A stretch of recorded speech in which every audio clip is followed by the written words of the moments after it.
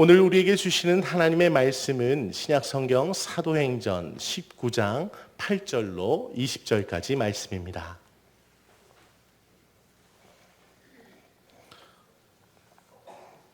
살아계신 하나님의 말씀에 귀를 기울이시기 바랍니다. 하나님의 말씀을 봉독합니다.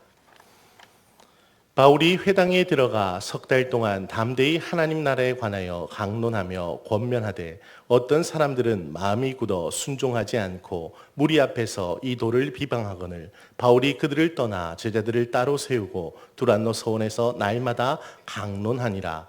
2해 동안 이같이 하니 아시아에 사는 자는 유대인이나 헬라인이나 다 주의 말씀을 듣더라.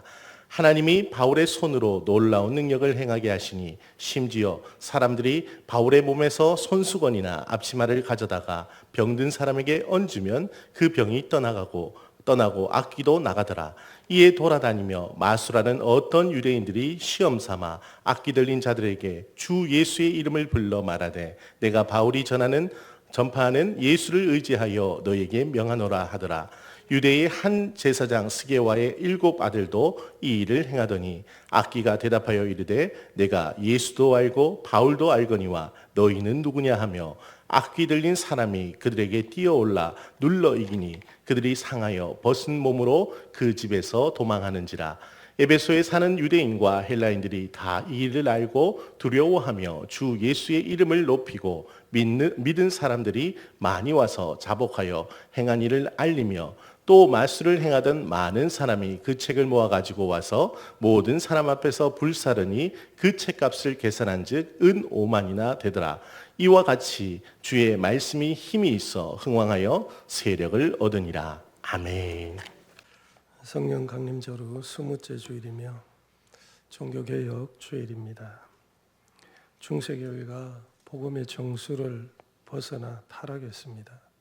선행과 공로가 말씀과 믿음의 자리를 차지했습니다. 은혜가 아니라 행위가 강조되었습니다. 교회는 이것을 당연하게 받아들였습니다. 이런 모습이 복음을 떠난 것인지조차 알지 못했습니다. 그렇게 교회가 타락했습니다.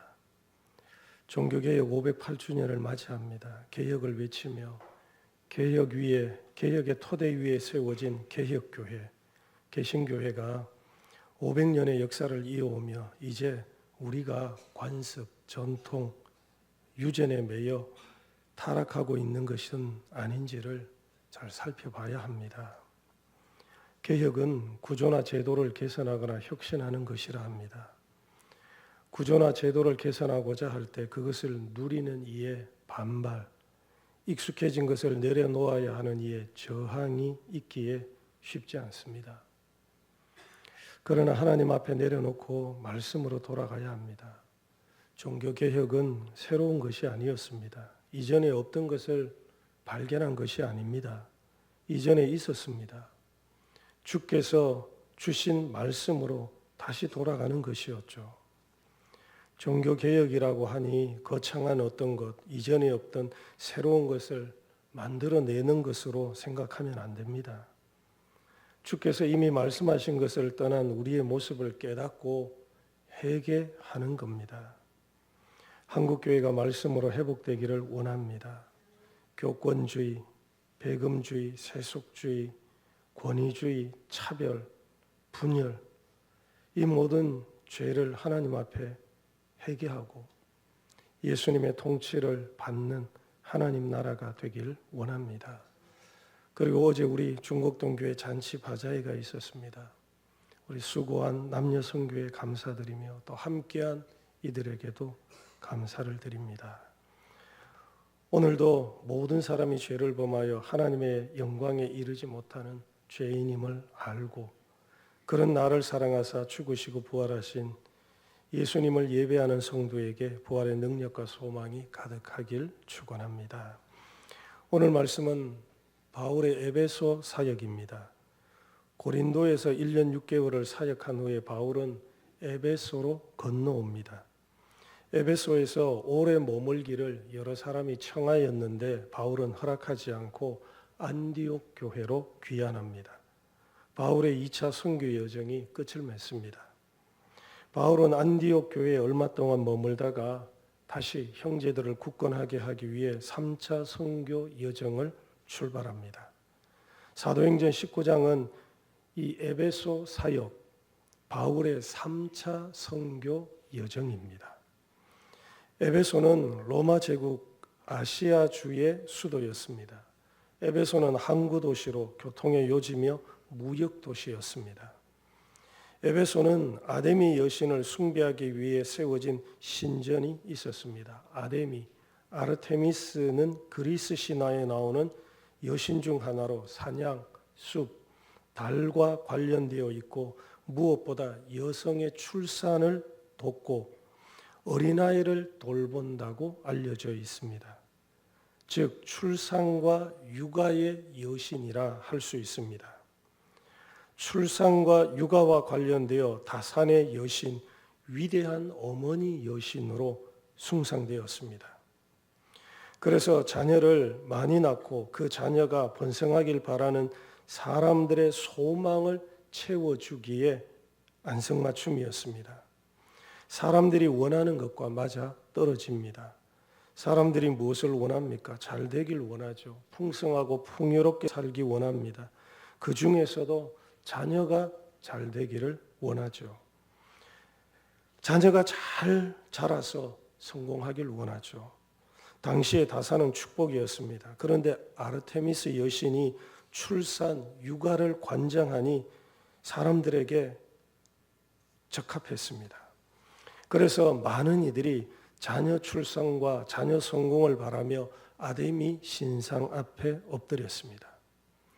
에베소는 아데미로 인한 종교 산업이 발달했습니다. 아데미 신상을 제작해서 주민과 관광객들에게 판매했습니다. 그것이 24절에 나옵니다. 즉 데메드리오라 하는 어떤 은장색이 은으로 아데미의 신상 모형을 만들어 직공들에게 적지 않은 벌이를 하게 하더니 아데미 신상 모형 만들었죠. 아데미를 수놓은 수건, 아데미가 들어간 장신구, 즉 아데미 굿즈. 오늘날로 말하면 아데미 페스티벌이 열렸을 것이고 아데미 뮤지컬을 만들었는데 이것이 수입이 꽤 좋았습니다. 아데미 굿즈가 다른 지역으로 수출되기도 했을 겁니다. 따라서 에베소에서 아데미 우상은 에베소 경제의 한 축이 되었습니다. 아데미 우상을 만드는 산업이 생겼고 이를 생업으로 하는 사람들이 많아진 것이죠. 게다가 에베소는 마술의 도시였습니다. 여기서 마술은 귀신과 관련되어 있습니다. 귀신을 부르는 것, 부리는 것, 귀신과 접촉하는 접신, 귀신을 통해서 무언가를 얻어내고 귀신을 쫓아내는 것이죠. 이 12절 말씀에 심지어 사람들이 바울의 몸에서 손수건이나 앞치마를 가져다가 병든 사람에게 얹으면 그 병이 떠나고 악귀도 나가더라 합니다. 악귀가 들어간 사람이 있었고 악귀로 인해 병든 사람도 있었습니다. 악귀가 한 사람의 몸과 영혼을 지배하여 마음도 병들고 몸도 병들었습니다. 이처럼 귀신으로 인한 질병이 있습니다. 이렇게 말하면 어떤 사람은 모든 질병은 귀신이 들려서 그렇다 말합니다. 어떤 이단들이 이렇게 말하고 있죠. 그들은 감기도 귀신이 들어가서 걸렸다고 합니다. 절대로 아닙니다. 악귀가 원인이 되어 생기는 질병도 있다는 것이지 모든 질병의 원인이 귀신은 아닙니다. 우리는 귀신이 있다는 것을 인정해야 합니다. 여러분은 귀신의 존재를 인정합니까? 예수께서 귀신의 존재를 밝히셨습니다. 마가복음 1장에 예수께서 가버나움 해당에서 가르치셨습니다. 그때 해당에 더러운 귀신 들린 사람이 있었는데 예수님을 향해서 소리를 질렀습니다. 나사렛 예수여, 우리가 당신과 무슨 상관이 있습니까? 우리를 멸하러 왔습니까?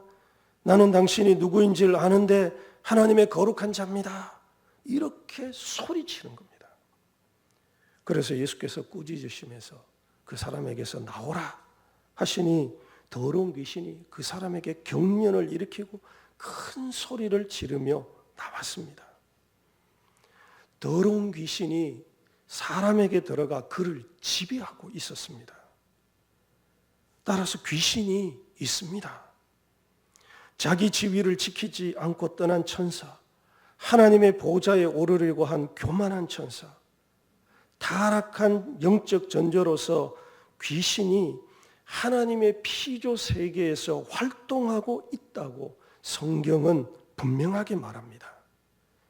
귀신들이 사람을 지배하고 고통, 파괴, 죽음으로 우리 일상에 심각한 영향을 미치고 있습니다.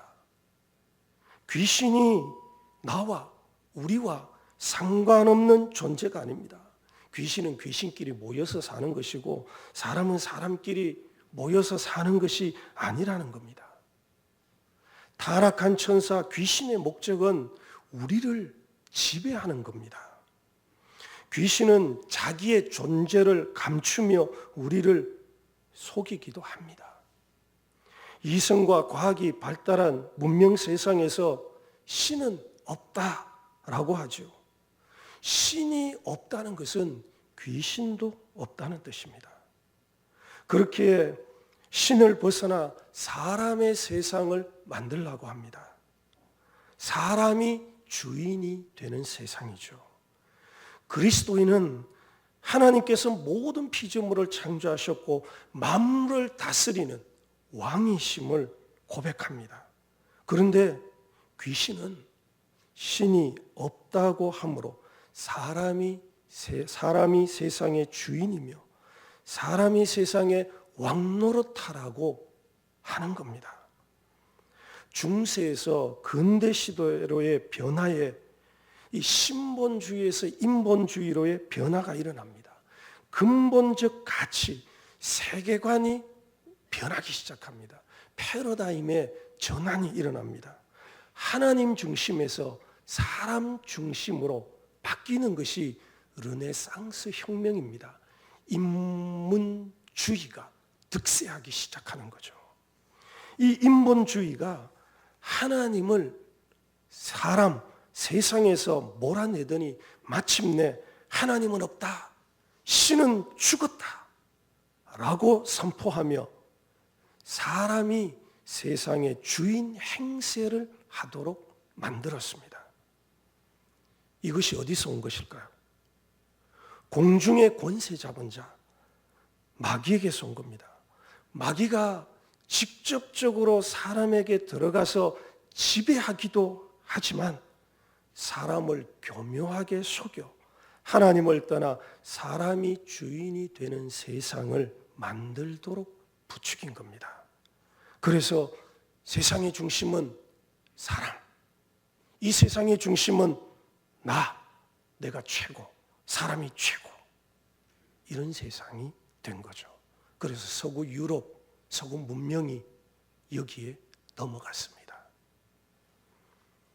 이것이 마귀의 교활한 관계입니다. 마귀는 자기 자신을 전혀 드러내지 않고 뱀에게 들어가서 하와를 유혹하듯이 하와에게 속삭여서 달콤하게 속삭여서 하나님의 말씀을 벗어나고 거역하여 하나님을 떠나게 하듯이 우리에게도 신은 죽었다, 하나님이 어디 계시냐라고 해서 하나님 없는 세상, 인간이 주인이고 하나님 없는 인생, 내 인생의 주인은 내가 되도록 만든 것입니다.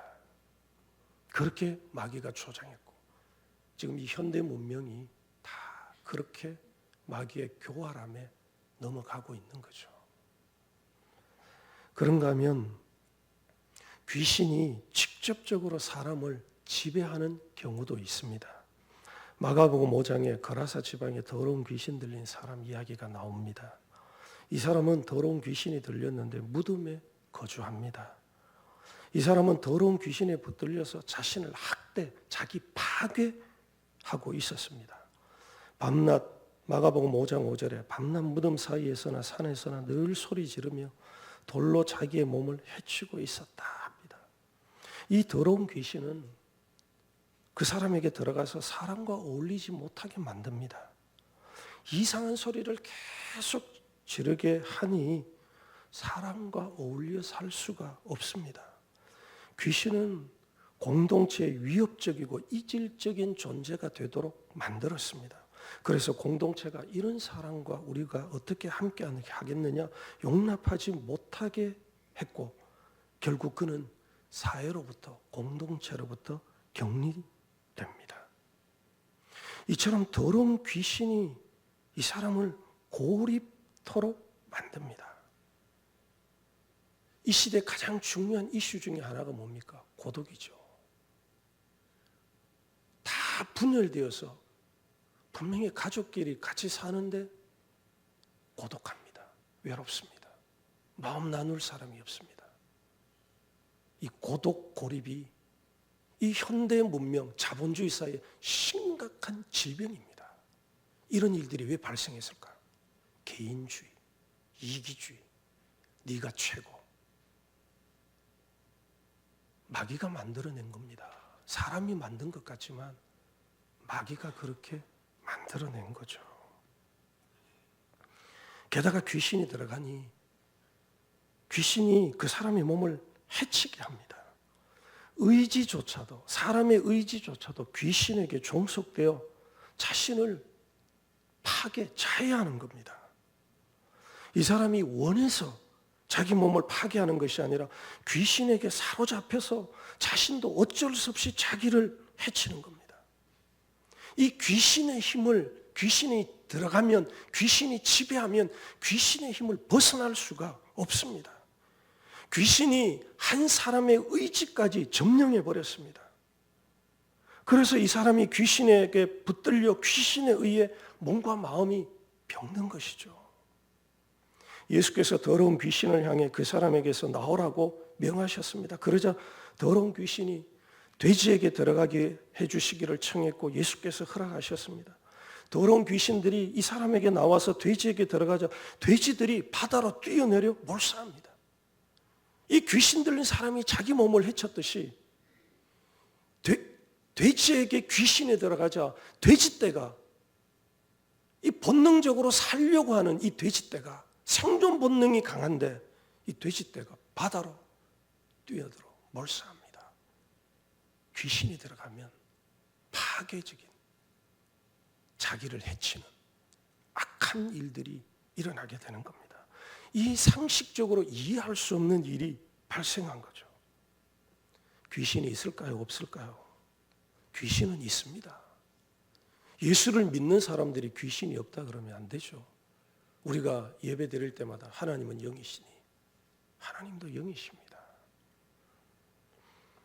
스게와의 일곱 아들도 어줍지 않게 예수의 이름, 바울이 전하는 예수의 이름으로 귀신을 쫓아내려다가 귀신에게 조롱당하고 사람들에게 망신당합니다. 사람을 속이고 사람을 지배하는 귀신의 일은 지금도 계속되고 있습니다. 그리고 어떤 병은 귀신에 의한 것이고 귀신 들려서 생기기도 합니다. 그러면 이런 귀신을 쫓아내야 되겠죠. 이런 귀신을 쫓아내려는 사람이 있습니다. 오늘 13절에 보면 이에 돌아다니며 마술하는 어떤 유대인들이 나옵니다. 여기서 마술은 축사, 즉 귀신을 쫓아내는 것입니다. 새 한글 성경은 떠돌아다니며 귀신을 쫓아내는 유대 사람들이 있었다라고 합니다. 새 번역은 직접적으로 귀신 축출가라고 번역합니다. 이처럼 에베소는 마술, 귀신에 사로잡힌 도시였습니다. 에베소가 마술, 귀신을 부리고 쫓아내는 산업이 왕성했습니다. 사실 이런 마술, 축사, 귀신 들림은 도시마다 있었는데 에베소가 더 극심했습니다. 그래서 당시 사람들이 이 마술서적은 귀신을 초청하는 것, 귀신과 접촉하는 용매로서의 일을 하는 것, 그리고 그 귀신을 부리는 것, 귀신을 통해서 무언가 일하는 것, 그러니까 이런 것들이 다 포함되는 거죠. 이것을 마술서적이라 표현하는데, 이 마술서적을 에베소 문서라고 불렀습니다. 그만큼 에베소의 마술서적이 압도적이었다는 뜻입니다. 그리고 이 귀신과 관련된 서적은 은밀한 것이기에 값이 비쌌습니다. 여러분, 귀신을 불러내고 귀신을 부리고 귀신과 대화하고 이런 일을 아무에게나 가르쳐 주지 않죠. 특별한 사람에게만 가르쳐 주고, 지금처럼 책을 마구 찍어내는 시대가 아니라 책도 귀한 시대라서 이 책값이 비싼 겁니다. 그래서 19절 말씀에 보면 또 마술을 행하던 많은 사람이 그 책을 모아 가지고 와서 모든 사람 앞에서 불사르니 그 책값을 계산한 즉 은 5만이나 되었다라고 합니다. 은돈 하나가 노동자 하루 품삯이니 엄청난 금액입니다. 회개하고 예수를 믿기로 한 사람들이 마술책을 가지고 나왔는데 이 정도이니 에베소 도시 전체로 본다면 마술 산업, 이 귀신 산업이 어마어마한 것이죠. 에베소의 영적 상황입니다. 그래서 하나님께서 이런 에베소에 바울에게 놀라운 능력을 행하게 하십니다. 그것이 11절입니다. 함께 봉독하겠습니다. 11절 시작. 하나님이 행하게 하시니 아멘. 다른 도시에서 기록되지 않은 구절이 이 구절입니다. 귀신의 역사, 악령의 지배로 고통당하는 사람이 있기에 하나님께서 에베소에서 바울의 손을 통해 놀라운 능력과 기적이 일어나게 만드셨습니다. 새한글 성경은 능력을 보여주는 기적들, 곧 흔히 있을 만하지 않는 일들을 하나님께서 바울의 손을 통해 거듭 행하게 하셨다라고 번역합니다. 하나님께서 에베소에서는 다른 도시보다 이 놀라운 능력이 더 자주 일어나게 하셨다는 거죠. 이 사역이 두란노 서원과 더불어 에베소 사역 특징입니다. 하나님께서 귀신의 메인 사람을 쫓아내고 귀신으로 인해 병든 사람을 치유하는 능력을 바울의 손을 통해 더욱 강력하게 에베소에서는 행하셨습니다. 심지어 바울의 손수건, 앞치마를 가져다가 병든 사람에게 얹어도 그 병이 떠나고 악귀도 나가는 신기하고 놀라운 일이 일어나게 하셨습니다. 하나님께서 귀신의 도시, 귀신에 사로잡힌 도시에 예수의 이름으로 어떤 귀신도 쫓겨나고 어떤 질병도 낫는 것을 보여주셨습니다. 빌립보서 2장에 하나님이 그를 지극히 높여 모든 이름 위에 뛰어나게 하사 뛰어난 이름을 주사 하늘에 있는 자들과 땅에 있는 자들과 땅 아래에 있는 자들로 모든 무릎을 예수의 이름에 꿇게 하시고 하셨습니다. 누가 예수의 이름에 맞설 수 있습니까? 어떤 귀신도 예수의 이름에 무릎을 꿇고 항복하며 도망합니다. 예수의 이름에 있는 권세와 능력은 예수님의 살아계심을 말합니다. 예수 그리스도의 이름이 죽은 이름이 아니라 살아있는 이름이기에 귀신은 알고 도망하는데 사람은 알지 못하죠. 죽은 사람을 두려워하지 않듯이 죽은 이름을 두려워하지 않습니다.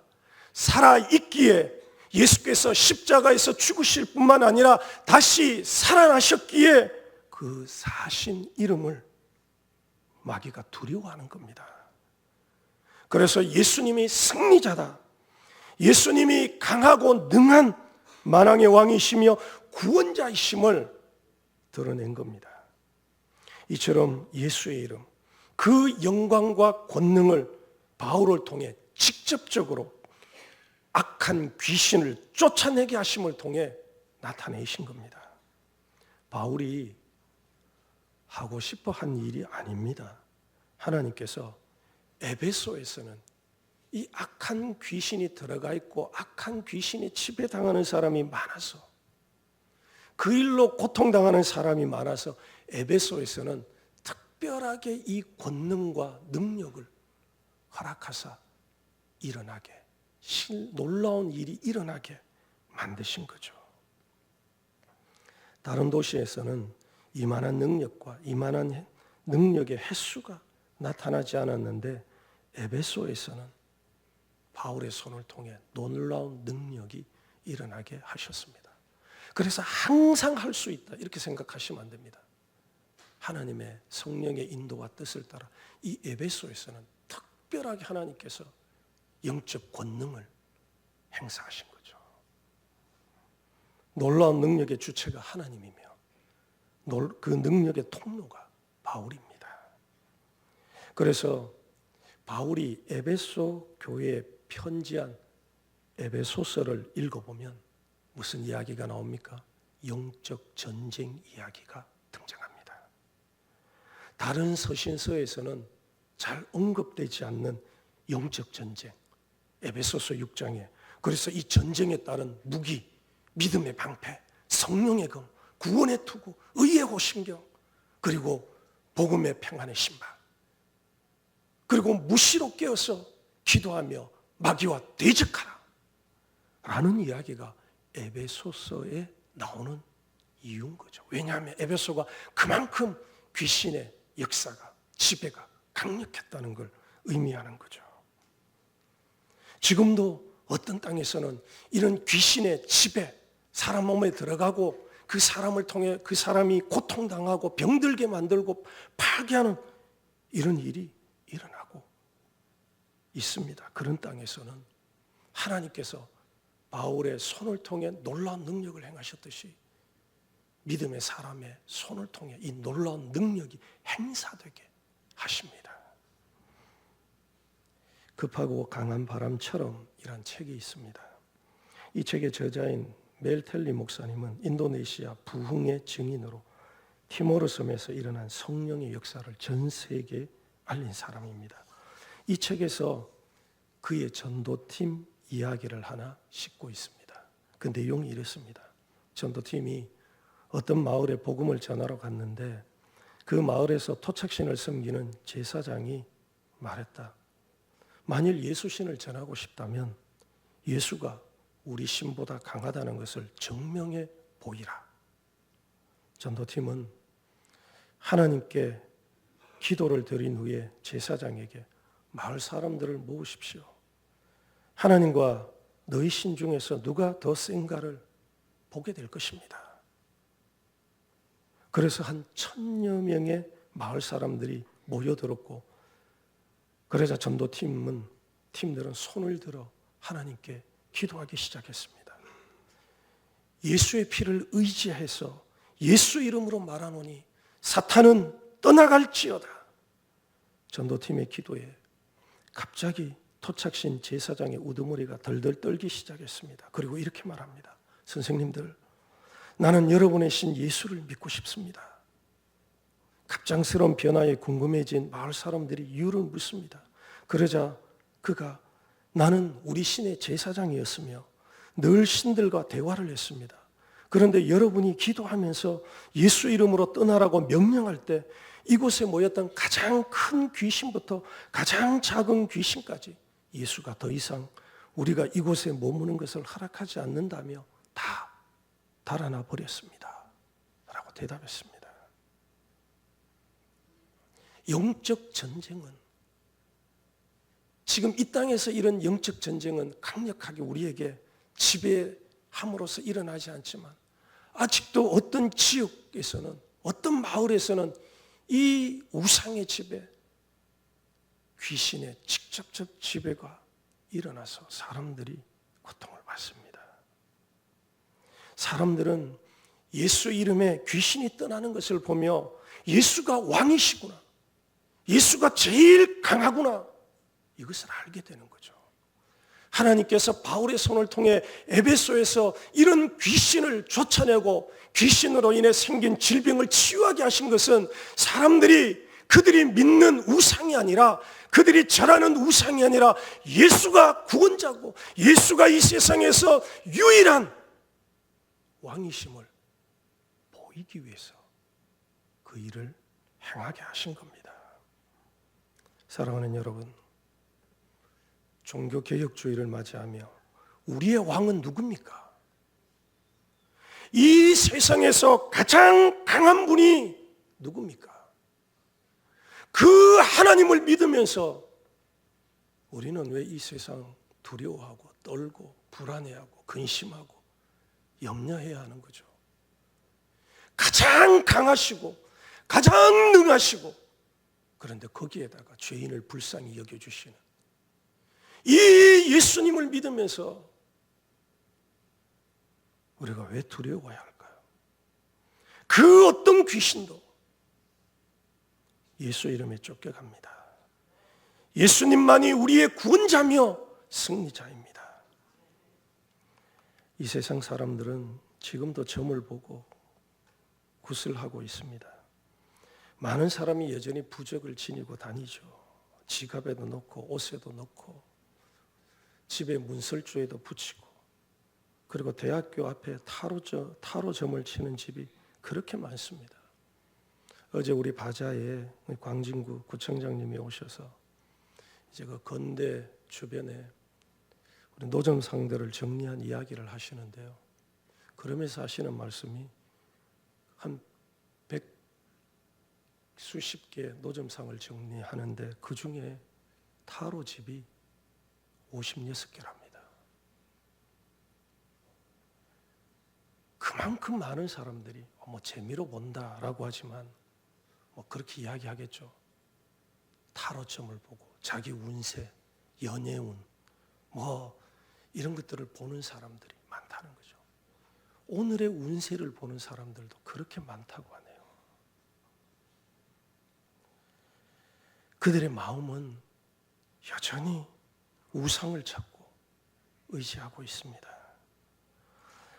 믿는 사람들이 자복하고 회개해서 마술서적을 불태운 것처럼 우리도, 예수 믿는 우리가 하나님보다 높아진 것, 하나님보다 의지하고 있는 것을 불태워야 합니다. 그리고 주의 말씀을 붙들어야 합니다.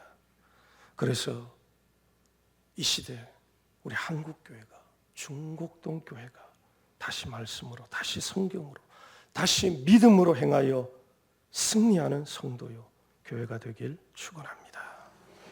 기도하겠습니다. 오늘 말씀을 기억하며 기도하겠습니다.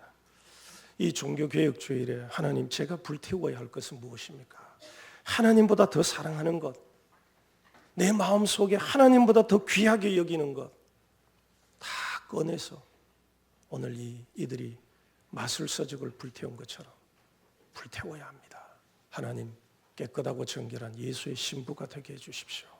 첫 번째로 기도하겠습니다. 두 번째는 우리 중곡동 교회 예배당 건축을 위해서 기도하겠습니다.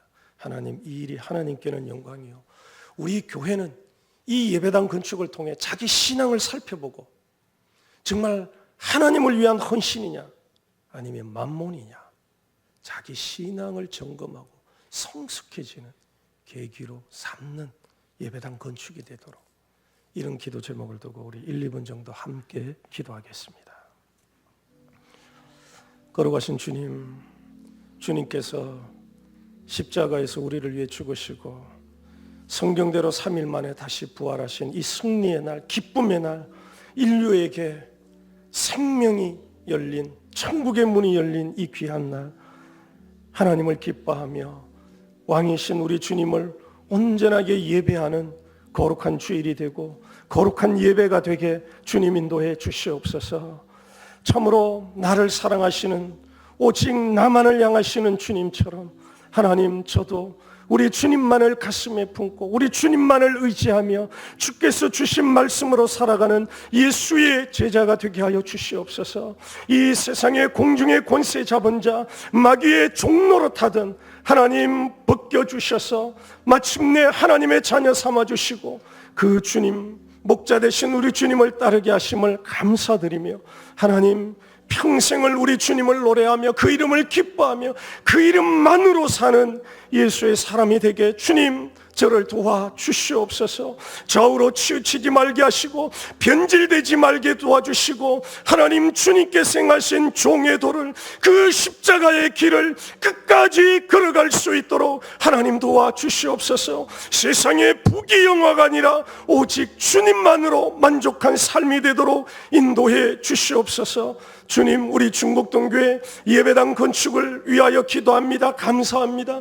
이 일이 하나님께 영광이 되게 하여 주시옵소서. 우리 중곡동교회가 하나님을 향하여 품으로 나아가며 주님과 의뢰할 수 있는, 예배할 수 있는 이 예배당 건축을 마음들여 감당할 수 있게 도와주시고, 그래서 하나님께는 영광이요 우리에게는 하나님을 향한 헌신과 우리 자신 내 안에 있는 것이 무엇인가를 다시 살펴보아 영적으로 재무장하며 성숙해지는 기회가 될 수 있도록 주님 도와 주시옵소서. 예수님 이름으로 기도합니다. 아멘.